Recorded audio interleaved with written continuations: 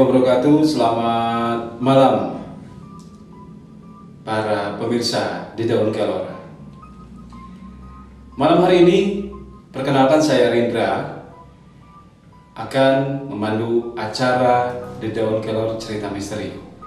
Dan tentunya ini adalah episode pertama yang akan membahas cerita-cerita misteri dari para pelaku atau juga kru di Daun Kelor yang sudah tentunya tidak asing lagi. Dan di samping saya ada Kang Bangkit yang tentunya akan menceritakan cerita-cerita seram, cerita-cerita misteri sebelum bergabung di The Daun Kelor ya. Selamat malam Kang. Malam. Oke. Kang.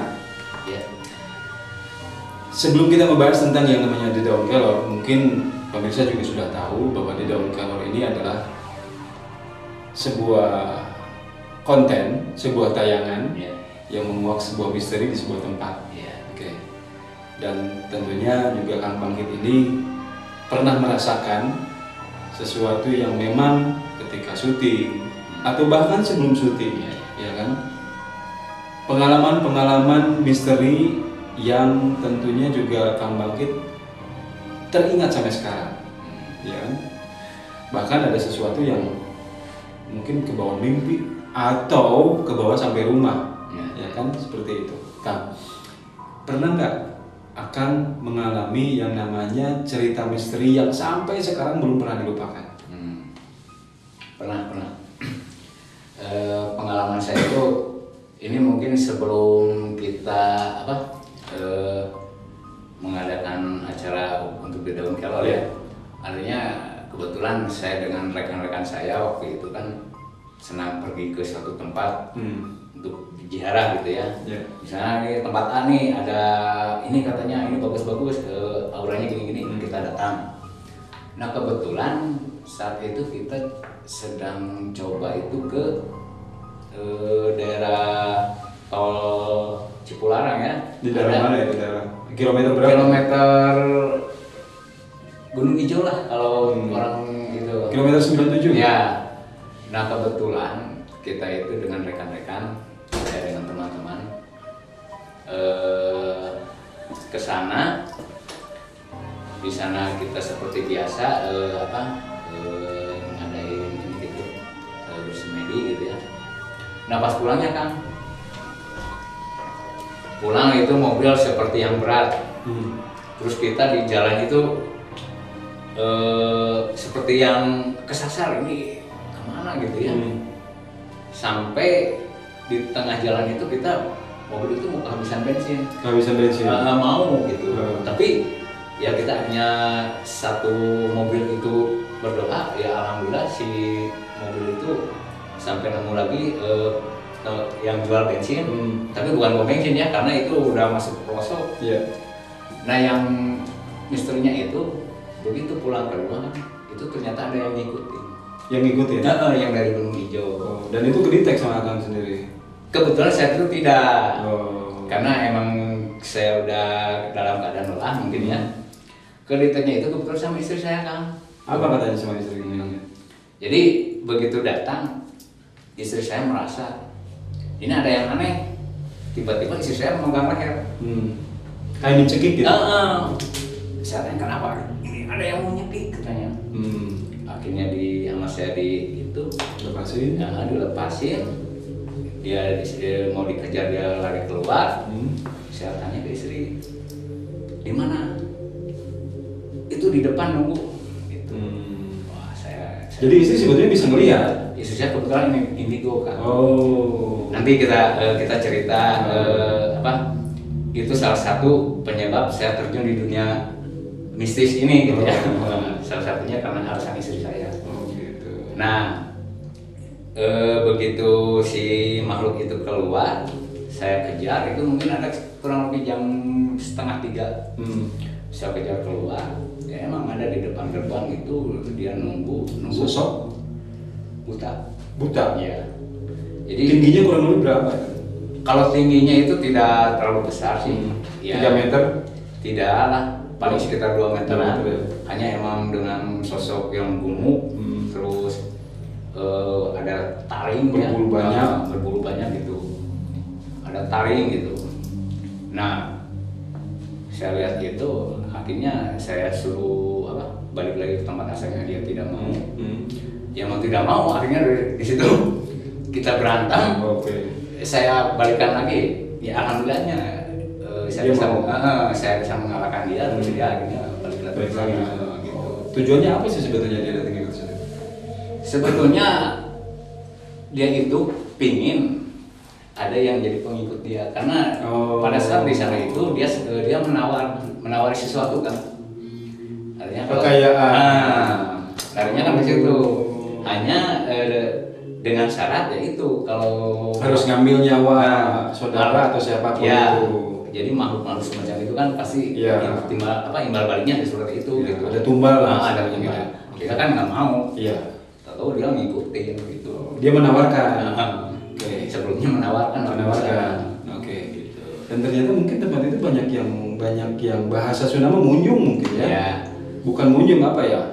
Ya istilahnya minta sesuatu yang membuat dia bisa kaya. Ya. Tapi mungkin ada tumbal dan itu dia makhluknya. Ya. Oke.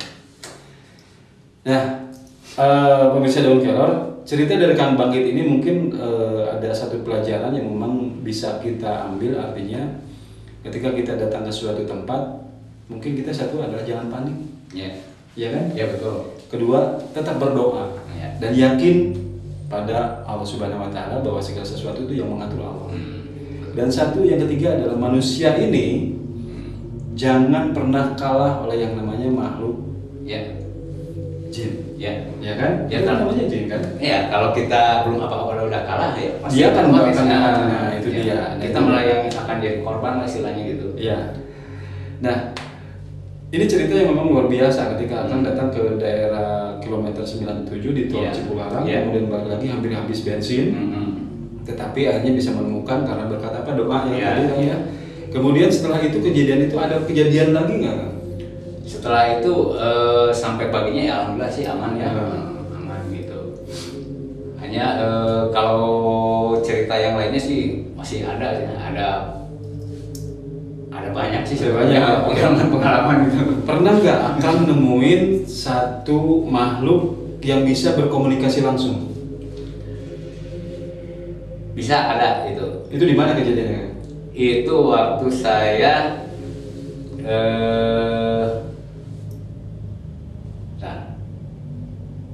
sosoknya cewek ya? Iya. Oh iya, itu mah pas kita sudah apa? Udah beres syuting? Terjun di dunia di dalam kelor. Di dalam kelor. Nggak apa-apa, ceritain aja. Ya, jadi saya pernah interaksi itu dengan sesosok di luar syuting ya, itu artinya sudah beres semua. Saat syuting itu. Saat syuting. Saat syuting, kebetulan di dekat rumah saya itu kan ada bangunan Belanda. Jadi rumah saya itu kan bangunan Belanda, itu rumah yang paling ujung itu tidak pernah ditempati oleh yang mempunyainya. Ternyata di situ itu emang karena banyak makhluk-makhluk gaib itulah, si yang punya rumah itu takut menempati. Yang kita coba syuting di sana, di saat syuting itu ada sesosok perempuan, ya kelihatannya emang seperti nenek-nenek ya, seperti nenek-nenek. Nah di situ kita interaksi, saya tanya itu bahwa dia itu di situ sebetulnya untuk membawa rezeki gitu, bagi keluarga. Bilangnya seperti itu. Tapi kadang-kadang kita kan tidak begitu percaya aja. Saya terus ini kan, saya desak, saya ini. Ternyata justru itu yang malah yang sering mengganggu. Bilangnya membawa rezeki. Tapi sebenarnya membawa sial. Ya. Ya intinya mengganggu ke penghuni di situ. Gitu. Okay. Ketika akan syuting di dalam kelor di tempat itu, dia merasa terganggu tidak? Jelas. Memberontak tidak? Iya, marah ya. Oh, marah. Jadi begitu tahu kita mau itu teh, dia merasa apa?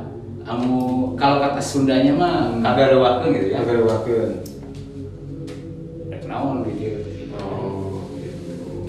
Tapi akhirnya bisa lancar kan syuting di situ? Alhamdulillah bisa. Hanya dia tidak mengganggu. Ya, karena pada akhirnya si nenek itu kita buang, si acara syuting itu jalan semuanya. Lancar. Dua makhluk yang diketemui sama Kang Bangkit ini yaitu satu berbentuk buta, bahasa Sundanya buta ya, buta, tapi nggak warna hijau. Biasanya kan ada buta hijau, buta apa, ini warna hitam ya, berbulu. Kemudian ada sosok nenek-nenek yang bisa berinteraksi, yang merasa keganggu ketika lagi syuting. Nah, ini kan dua makhluk ini, ketika akan menemui dua makhluk ini dan ditemui bahkan sama yang dari kilometer 97 itu ditemui ya, dia ngikut. Kemudian yang kedua adalah bertemu. Kemudian pengalaman yang ketiga, pernah nggak ada yang masuk mimpi kemudian menawarkan sesuatu atau memberikan sesuatu atau apapun itu? Yang memang itu di luar logika kan? Kalau mimpi itu dengan makhluk seperti itu tidak pernah ya, karena biasanya kebiasaan kita ya, terutama saya gitu ya, karena saya diberitahu kebetulan oleh guru saya juga. Jadi setiap habis kita dari suatu tempat, apalagi habis ziarah atau ngadain syuting itu, begitu pulang ke rumah itu kita kunci ya, supaya makhluk-makhluk itu tidak masuk. Oke. Nah, kalau yang kejadian gunung hijau itu bisa lupa karena keadaan udah lelah, saya langsung masuk, benar dia masuk gitu. Artinya ketika lelah itu ada sesuatu yang memang mungkin kelemahan manusia ketika lelah, lupa, sampai akhirnya dia masuk dengan kelemahan kita di situ ya kan. Oke. Ini pemirsa Daun Kelor, 3 cerita dari Kang Bangkit yang tentunya masih banyak cerita-cerita lain yang tentunya juga akan kita ceritakan. Dan Kang Bangkit ini adalah salah satu kru dari The Daun Kelor yang sudah pada tahu, yakin, dan banyak cerita ketika lagi syuting pun. Dan saya akan gali ini adalah sebelum syuting kan. Kalau tadi ada sebagian dari sebelum syuting dan juga sesudah syuting.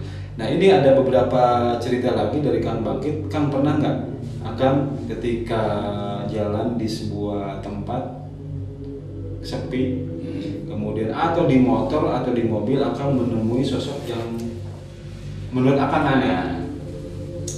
Kalau itu, ini masih di lingkungan saya. Kebetulan saya itu kan di belakang rumah situ, bukan di belakang ya, artinya posisi rumah saya itu di daerah itu kan di depan. Nah, rada ke belakang sedikit itu ada kebun. Kebetulan kebun itu kan dipelihara sama saya gitu ya. Di situ saya juga ternak ayam gitu, ayam kampung. Nah, yang lucunya itu ketika istri saya ikut ke situ dengan saya, pas sore habis asar, istri saya itu iseng foto-foto kan. Begitu dilihat, pas di ada bekas WC di dekat kebun itu muncul, terlihat di foto. Di foto itu ada 3 ini. Jadi satu pocong, kuntilanak, terus pocong lagi 3 berjajar gitu. Berjajar. Sampai sekarang fotonya ada? Dihapus sama istri karena istri dia itu terlalu sensitif. Jadi kalau melihat terus pasti akan terus bawa. Makanya dihapus sama istri. Sayang waktu itu juga nggak sempat saya simpan ya filenya. Terus kejadian yang kedua itu waktu saya betulin pagar. Siang, sore, rada sore betulin pagar. Kebetulan di dekat pagar itu ada pohon mangga. Itu saya ada yang lempar kan? Lempar. Saya lihat nggak ada siapa-siapa. Begitu dilihat di depan itu ada batu. Kayak batu warnanya putih, rada bulat lah, opal gitu ya. Terus si batunya itu rada kayak kulit kerang gitu. Batu bulat gitu. Saya lihat ini apa? Ini pasti yang melempar tadi. Ya saya nggak berpikir macam-macam, hanya saya pegang terus saya sapuin, masuk sapu aja gitu, udah aja. Nah, malamnya saya bermimpi. Gitu. Mimpi apa itu kan? Itu ya sebetulnya mimpi dengan yang nyambung ya kan, yang sore yang lempar itu. Ya hanya mungkin namanya tidak bisa saya sebutkan di sini gitu, hanya yang jelas itu yang khodam yang ada di batu itu gitu. Bilangnya apa? Nitip? Bukan nitip, saya pingin memiliki batu itu. Nah, saya ingin ikut kamu. Oh, simpan batu ini. Sampai sekarang ada batu ini? Masih ada di rumah. Oke. Gitu. Kita nanti akan melihatkan batunya, tapi nanti aja. Yes. Pada episode berikutnya. Ya kan? Nanti aja pada episode berikutnya. Mungkin ini disangkanya ini adalah rekayasa atau apa, tapi ini benar nyata. Artinya bahwa ada batu yang memang dilemparkan dan kita tidak tahu bahwa batu itu dari mana, tetapi ada Kang Bangkit bilang ada khodamnya yang berbicara bahwa nitip batu ini dan saya akan ikut. Ya. Seperti itu ya. Oke. Nah, pemirsa, beberapa cerita dari Kang Bangkit sudah diceritakan tentunya, pengalaman-pengalaman misterinya sebelum masuk di kru The Daun Kelor, dan nanti juga bakal cerita lagi tentunya di episode-episode berikutnya. Dan terima kasih untuk Anda yang terus standby, terus dengerin, terus nonton The Daun Kelor. Jangan lupa subscribe The Daun Kelor ya. Subscribe The Daun Kelor sekarang juga, karena masih banyak cerita-cerita lain, cerita-cerita misteri, dan juga The Daun Kelor ini akan terus menguak tempat-tempat misteri yang tentunya sedikitnya membuat Anda merinding bulu kuduk Anda. Terima kasih, saya Rindra pamit. Terima kasih Kang Bangkit. Assalamualaikum warahmatullahi wabarakatuh.